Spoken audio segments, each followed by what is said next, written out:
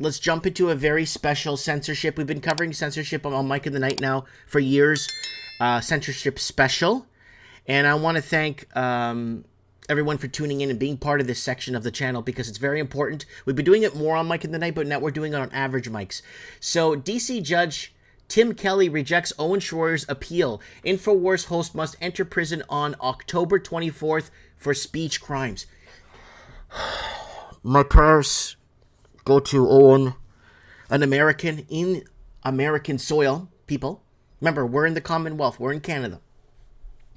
Now, if you're watching this across the Commonwealth, which you should be, because I've been distributing this across the Commonwealth since trends in the housing market in 2014, this is major.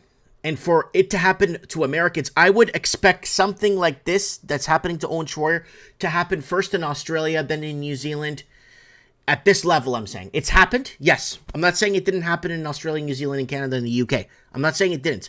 But at this magnitude level, where somebody is front and center, and a lot of people know who this man is, for them to do that, and then now it could be widely publicized. I feel so bad for this guy. You have no idea how I feel for this man and what he's going through. It's got to hurt to be in a country where you have a clear-cut Declaration of Independence, a Bill of Rights, a Constitution, and you have everything that's clear-cut. So you could basically know where you're stepping over boundaries. You could basically know how far you could take things if you need to, okay? So this is very important, folks. So let's go here. Speech crimes.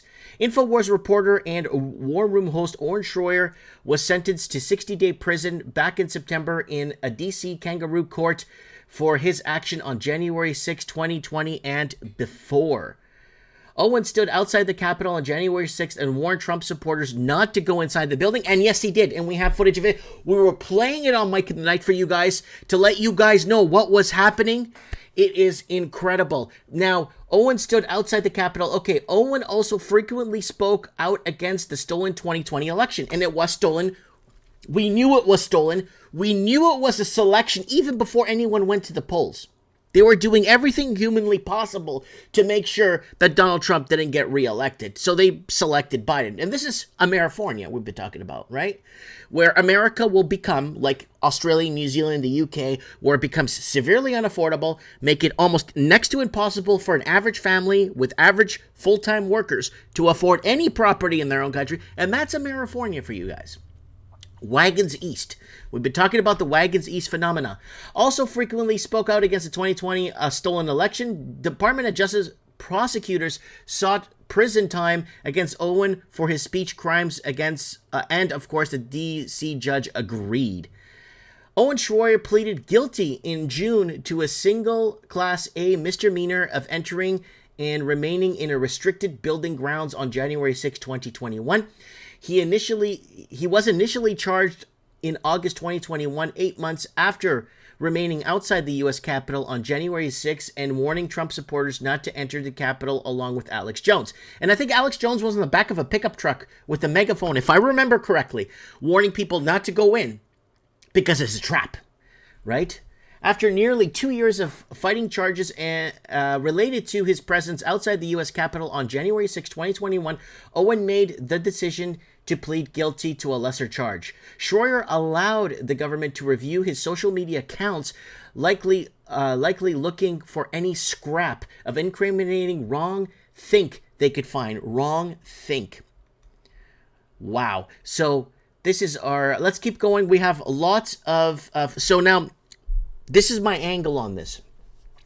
This whole disruption in the Middle East that's been happening since the time of Moses is now a massive distraction for that. Remember that video I put up, guys, a few weeks ago? The tsunami of censorship that's going to come up now? The tsunami of censorship. Well, we got our censorship news here for you guys. New ID system to be pushed on Austrians this December.